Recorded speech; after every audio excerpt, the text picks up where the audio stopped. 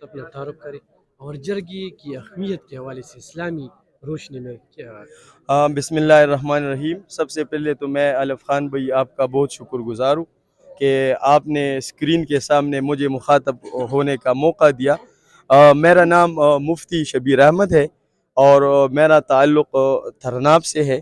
میں جامعہ روضۃ القرآن ترناب کا مدرس ہوں اور وہاں اسباق پڑھاتا ہوں، اور آپ کے ساتھ ریڈیو دلبر میں روزانہ 2 بجے سے 3 بجے تک میرے سوال جواب کا ایک نشست بھی ہوتا ہے۔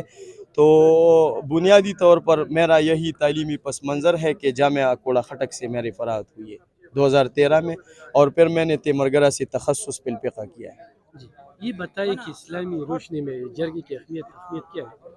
اسلام کے تعلیمات میں تو جرگہ یعنی ریڑھ کی ہڈی کی اہمیت رکھتا ہے، اور حضور صلی اللہ علیہ وسلم نے جرگے کی اہمیت کو واضح کرتے ہوئے نماز با جماعت ترک کر دی تھی۔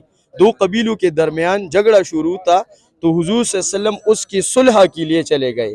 نماز با جماعت کا وقت آ گیا تھا، جماعت کی نماز رسول اللہ صلی اللہ علیہ وسلم سے ہو گئی، لیکن رسول اللہ صلی اللہ علیہ وسلم نے جماعت کی نماز پر جرگے اور صلح اور 2 فریقین کے درمیان اتفاق قائم کرنے پر جو جرگہ منعقد تھی اس کو ترجیح دی نماز با جماعت پر۔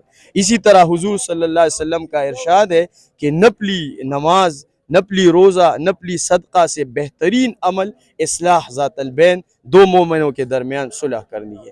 اور اسی طرح مومن کی صفت بھی ہے کہ جب 2 مومنوں کے درمیان لڑائی جھگڑا آ جائے تو مومنین کو حکم ہے کہ اس درمیان صلح کرے اور اس کی جو باہمی رنجش ہے اس کو ختم کر لے۔ شکریہ، جزاک اللہ۔